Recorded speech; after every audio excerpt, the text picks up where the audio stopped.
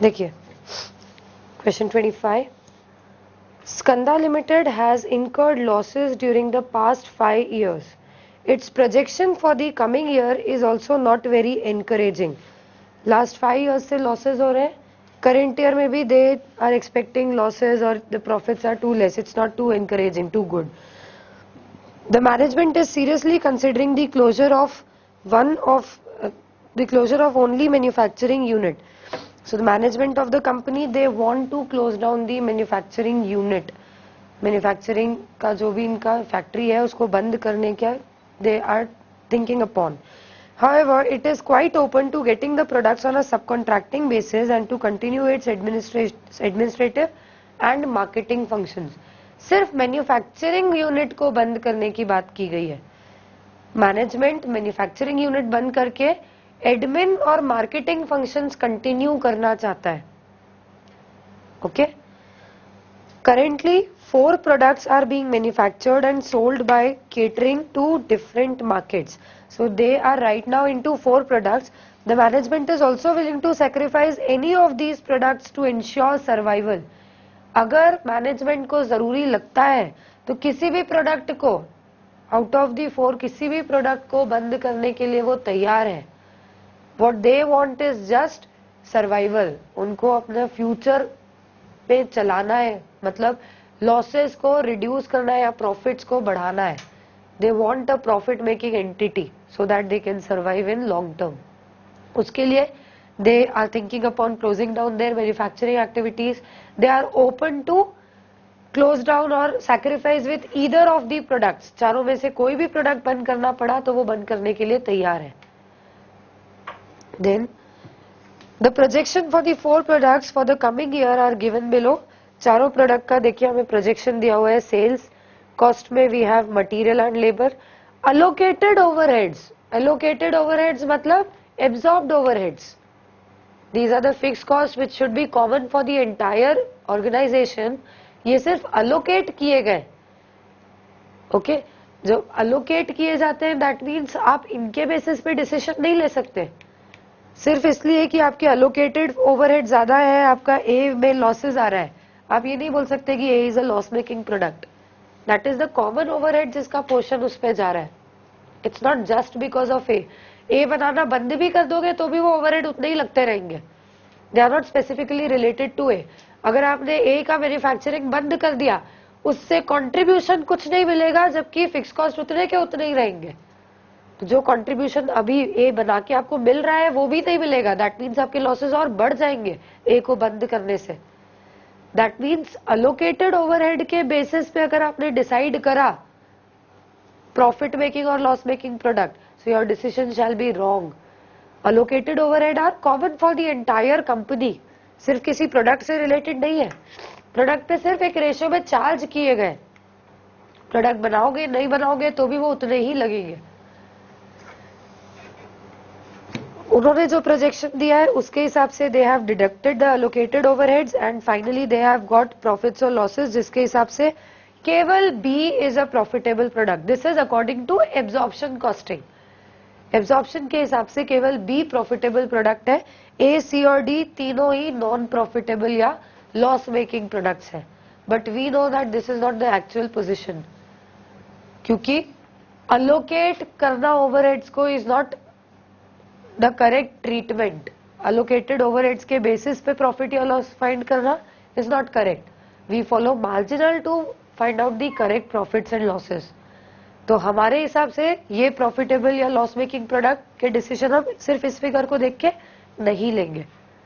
We will have to find out on our own which products are profit making and which are loss making. The projected volume and subcontracting charges are. अगर हम सब contract कराएं, बाहर से बनवाएं, जैसे ऊपर दिया था कि they are even open for that कि मार्केटिंग और एडमिन फंक्शंस ये लोग ले, मैन्युफैक्चरिंग की जगह दे सब कॉन्ट्रैक्ट द प्रोडक्ट्स. तो सब कॉन्ट्रैक्टिंग के लिए आप कितने यूनिट सब कॉन्ट्रैक्ट करा सकते हो, that volume is given and the price is given. सब कॉन्ट्रैक्टिंग चार्जेस आर गिवन. तो अगर सब कॉन्ट्रैक्ट कराओगे आपके मटेरियल, लेबर कॉस्ट ये सब कुछ नहीं लगेंगे, सिर्फ यही एक कॉमन कॉस्ट लगेगा which is the sub contracting cost. Manufacturing, admin and selling overheads consist of staff salaries, rent, essential maintenance and tax payable to local authorities. The components of जो ऊपर overhead दिए ना, manufacturing, admin, selling overhead, उसके component दिए हैं, salary, rent, maintenance वगैरह उसके अंदर included है. In case the management decides to discontinue the manufacturing operation, a minimum notice period of 3 months will be required to be given to the staff as well as to the landlords of the manufacturing units and offices. अगर manufacturing operations को close down भी किया जाए, shut down भी किया जाए, even then बोला गया है आपको कम से कम 3 महीने का नोटिस देना पड़ेगा. किस किस को? स्टाफ को, लैंडलॉर्ड को, सभी को आपको 3 महीने का नोटिस देना पड़ेगा. इसका मतलब आपको सैलरी 3 महीने की पे करनी पड़ेगी, आपको रेंट 3 महीने का पे करना पड़ेगा. दैट मीन्स आपके जो ओवरहेड दिए हुए हैं which consist of salary, rent payable वगैरह, ये सब आपके 3 महीने के तो लगेंगे ही लगेंगे. उसके बाद बंद हो जाएंगे. But for the first 3 months you will have to incur these cost also. Then you may assume that manufacturing as well as admin and selling overheads are fixed in nature and that in the notice period mentioned above, these expenses would continue to be incurred. Also assume that labor costs are related to volume of operation and do not involve any notice period for discontinuance and the costs are incurred and revenues earned evenly in each of the calendar months. Okay. अभी बोला गया है आपके जो overheads है उनको तो आप फिक्स मान लो और ये समझ लो जैसा बोला है कि आपको नोटिस पीरियड में पहले 3 महीने का नोटिस देना पड़ेगा, तो उस 3 महीने के नोटिस में आपको ये सारे कॉस्ट इनकर करने पड़ेंगे. लेबर के लिए बोला है आपको, ऑल्दो ऊपर लिखा हुआ है कि आप एम्प्लॉइज को 3 महीने का नोटिस दोगे, but for labour consider them to be on product basis और unit basis, piece rate basis. आपको लेबर को नोटिस देने की जरूरत नहीं है. लेबर के लिए कोई नोटिस पीरियड वेजेस नहीं आएंगे. लेबर को पेमेंट सिर्फ वॉल्यूम के अकॉर्डिंगली दिया जा रहा है. तो as soon as you will shut the activities, आपके लेबर का भी पेमेंट बंद हो जाएगा. जबकि जो स्टाफ सैलरीज है which are covered under overhead, वो 3 महीने के नोटिस पीरियड तक भी चलती रहेंगी. उसके बाद लास्ट में बोला गया है दैट रेवेन्यूज एंड एक्सपेंसेस जो ऊपर हमें दिए ना टेबल में, they are for the entire year, पूरे साल के, and consider them to be evenly incurred throughout the year. मतलब आपका अगर 3 महीने के नोटिस पीरियड का आपको सैलरी या ओवरहेड्स कैलकुलेट करना है तो प्रपोर्शनेटली यू कैन कैलकुलेट. नहीं भी लिखते तो भी हमारे पास दूसरा कोई ऑप्शन नहीं था, हम प्रपोर्शनेटली निकालते, पूरे साल का इतना तो 3 महीने का कितना. From the above advise the management on the best option out of the following under its consideration. नीचे आपको ऑप्शंस दिए हैं which are being considered by the management. उनमें से you have to select the best one. First is issue notices to the staff, the landlords of manufacturing unit and offices on the first day of the year and discontinue all the operations on that very day. साल के पहले दिन ही आप सबको notices issue कर दो, सारी activities अभी की अभी बंद कर दो, सारी की सारी एक्टिविटीज आप अभी की अभी बंद कर दो. सारे स्टाफ को नोटिस दे दो 3 महीने का और पूरी activities right now he close down कर दो, शट डाउन कर दो. Second option, issue notices as above on the first day of the year and continue the operations till the end of notice period. Only profitable products need to be continued. अब बोला गया है again आप notice दो first day ही, साल शुरू होते ही पहले दिन आप नोटिस दो, लेकिन जब तक नोटिस पीरियड चल रहा है तब तक आप एक्टिविटीज भी कंटिन्यू करते रहो. जब आप स्टाफ को सैलरी दे ही रहे हो, लैंडलॉर्ड को रेंट दे ही रहे हो, तो आप वहां पर एक्टिविटीज भी कंटिन्यू करते रहो. 3 महीने का नोटिस पीरियड है, तब तक कि आपके एक्सपेंसेस हो ही रहे, तो आप 3 महीने तक अपनी सारी एक्टिविटीज भी कंटिन्यू करते रहो. But only continue the profitable products. सिर्फ जिन पे प्रॉफिट हो रहा है उन्हीं को ही आप कंटिन्यू करो, जो लॉस मेकिंग प्रोडक्ट्स है उनको कंटिन्यू मत करो. Third, issue notices to the staff and the landlord only in the manufacturing unit, resort to subcontracting and to continue administrative and marketing functions. Subcontracting is needed to be done on profitable products only. Third में बोला है अब आप notice जो भी दोगे staff को, landlord को, सिर्फ मैन्युफैक्चरिंग यूनिट से रिलेटेड जो स्टाफ है या जो लैंडलॉर्ड है आप उसी को ही नोटिस दो, सिर्फ मैन्युफैक्चरिंग यूनिट। मार्केटिंग और एडमिन आप कंटिन्यू करते रहो पूरे साल भर, पूरे साल आप अपना मार्केटिंग एडमिन वाला फंक्शन कंटिन्यू करते रहो। इंस्टेड ऑफ मैन्युफैक्चरिंग आप नोटिसेस दे दो एंड यू रिसोर्ट टू सब कॉन्ट्रैक्टिंग। खुद मैन्युफैक्चर मत करो, उसकी जगह सब कॉन्ट्रैक्ट कराओ, सब कॉन्ट्रैक्ट करा के उस प्रोडक्ट का एडमिन देखो, उसका मार्केटिंग देखो। This will be for the entire year, for the entire 12 months। Subcontracting is needed to be done on profitable products only. Again subcontracting भी हमें profitable products की ही करनी है। अगर किसी की subcontracting loss making है तो वो हमें नहीं करना है। Question is clear? किसी भी point में कोई doubt? Okay. So one by one we have to work out 3 options. तीनों option हमें work out करने हैं। What all options do we have? सबसे पहला option अभी notices दे दो और सब कुछ बंद कर दो, मैन्युफैक्चरिंग एडमिन मार्केटिंग सब कुछ आज के आज ही बंद कर दो। सेकेंड ऑप्शन नोटिसेस दो पर notice period that is 3 months तक आप सारी एक्टिविटीज कंटिन्यू करते रहो for profitable products. Third option notices दे दो केवल मैन्युफैक्चरिंग यूनिट को, उसकी जगह आप सब कॉन्ट्रैक्ट करना शुरू कर दो। मार्केटिंग और एडमिन पूरे साल खुद ही कंडक्ट करते रहो। Okay, so one by one we will जज each and every option. Alternative 1 is issue notices on first day of the year and discontinue all operations at once.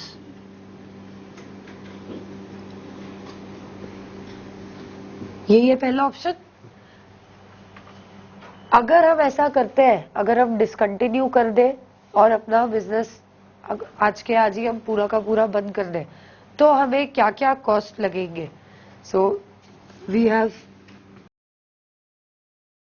4 products A, B, C, D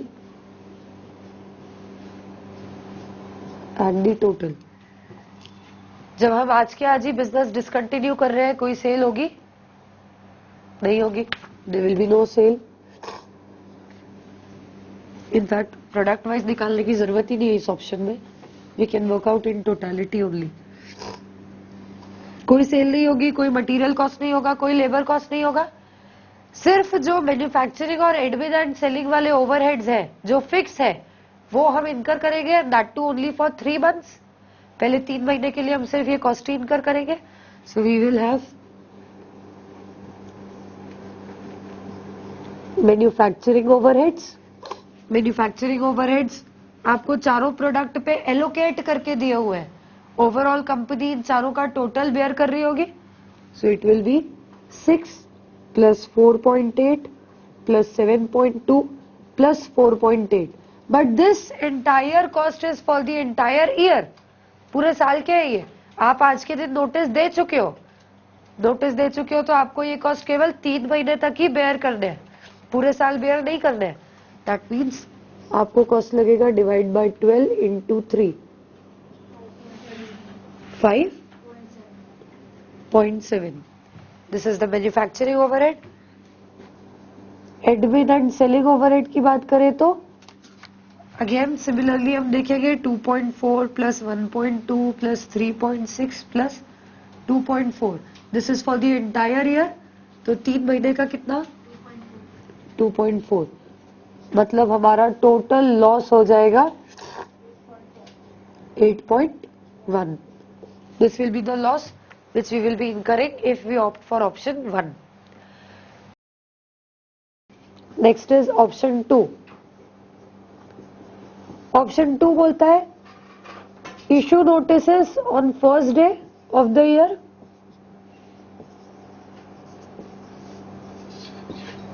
and continue profitable products, only profitable products for notice period। Notice period तक हम profitable products को continue करते रहे। तो पहले तो हमें देखना पड़ेगा प्रॉफिटेबल प्रोडक्ट्स है कौन से.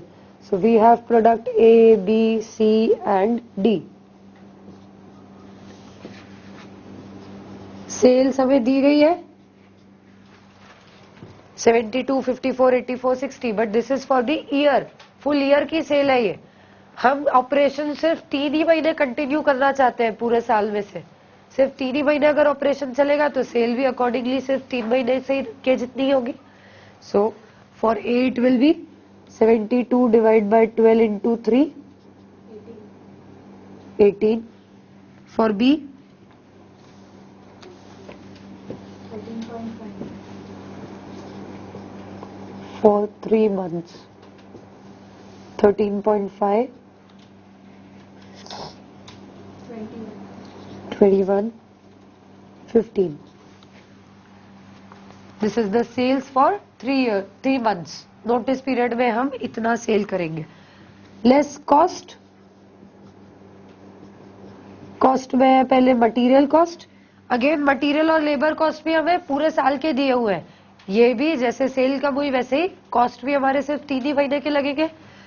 सो we'll have 48 divide by 12 into 3, 12,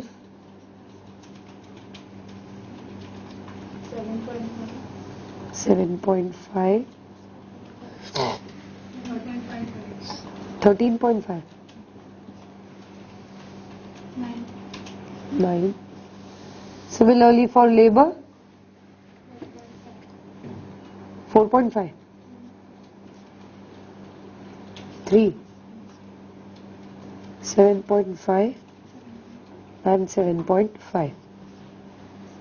These are the variable costs. तो हमें मिल जाएगा contribution 1.5, 3, 0, minus 1.5. This is the contribution. हमारा डिसीजन इसके बेसिस पे आएगा, ना कि जो उन्होंने दिए प्रॉफिटेबिलिटी उसके बेसिस पे. अलोकेटेड ओवरहेड हम कंसिडर नहीं करेंगे. Based on this we can say that these two are the profitable products. इन दोनों पे कोई प्रॉफिट नहीं हो रहा है तो हमें ये दोनों ही कंटिन्यू करना चाहिए. Okay, so we will go for these two. इसके सी के लिए यू विल बी इंडिफरेंट. आप चाहो तो कंटिन्यू करो, चाहो तो नहीं करो. This is not a loss making product, neither is it profit making product. तो आप चाहो तो इसको भी कंटिन्यू कर सकते हो, चाहो तो इसको डिसकंटिन्यू कर सकते हो. क्या करें? डिसकंटिन्यू करें. Okay, so we will continue with A and B.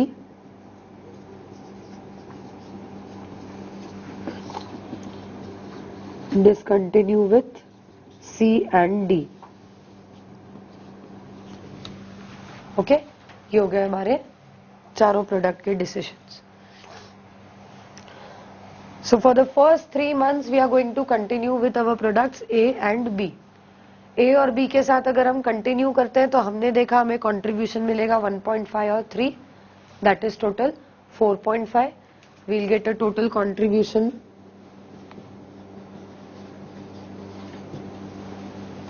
as 4.5 in the notice period. इसके अगेंस्ट में कॉस्ट हमें क्या क्या इनकर करने होंगे? Minus manufacturing overheads. पूरे 3 महीने के कॉस्ट लगेंगे. मैन्युफैक्चरिंग ओवरहेड भी, एडमिन सेलिंग ओवरहेड भी, दोनों ही 3-3 महीने का लगेगा. We have already calculated them. They were not product specific. तो ऐसा नहीं कि सी और डी आपने डिसकंटिन्यू कर दिया तो उनसे रिलेटेड ओवरहेड्स नहीं लगेंगे. ओवरहेड्स तो ओवरऑल आपको लगने ही है. So we will be incurring 5.7 K manufacturing overhead and 2.4 का एडमिन एंड सेलिंग ओवरहेड. तो हमारा नेट प्रॉफिट या लॉस कितना आएगा? Loss of 3.6. In the second option we are at loss of 3.6. तो मतलब अगर इन दोनों में देखें तो इट्स बेटर कि आप एटलीस्ट नोटिस पीरियड तक ये प्रोडक्ट तो कंटिन्यू करो, ज्यादा अच्छा होगा. Okay, now coming to option 3. Option 3 बोलता है आप सब कॉन्ट्रैक्टिंग कराओ. Do not go for manufacturing, go for subcontracting. Manufacturing के लिए आप नोटिसेस इशू कर दो, एडमिन और सेलिंग एक्टिविटीज आप कंटिन्यू करते रहो थ्रू आउट द ईयर, पूरे साल भर आप वो एक्टिविटीज कंटिन्यू करते रहोगे। ओके सिर्फ मैन्युफैक्चरिंग की एक्टिविटीज 3 महीने तक होंगी, वो भी सिर्फ कॉस्ट इनकर करोगे आप। जो नोटिस आपने दे दिया, पहले ही दिन आपने नोटिस दे दिया मैन्युफैक्चरिंग के लैंडलॉर्ड और स्टाफ को, 3 महीने तक आपको कॉस्ट इनकर करना है, मैन्युफैक्चरिंग कुछ नहीं कर रहे हो, उसकी जगह यू हैव रिसोर्टेड टू सब कॉन्ट्रैक्टिंग। ओके अगेन सब कॉन्ट्रैक्टिंग भी हमें केवल प्रॉफिटेबल प्रोडक्ट्स की ही करनी है। Option 3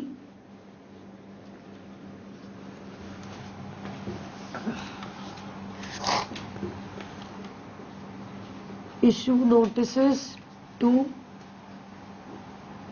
manufacturing unit on first day of year, subcontract and continue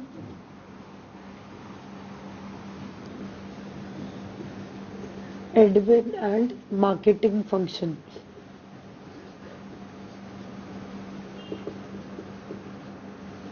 This is the option 3.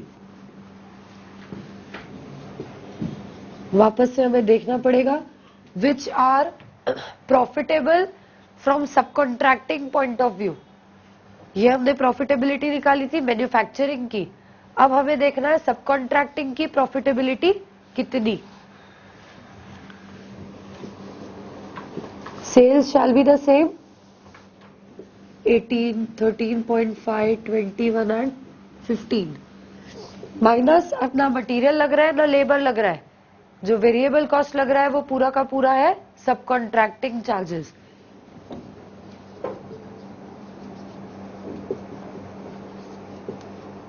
सब कॉन्ट्रैक्टिंग कॉस्ट ये कितना लगेगा, तो हमें क्वांटिटी दिया है और सब कॉन्ट्रैक्टिंग कॉस्ट दिया है, निकालिए। These figures are in crores.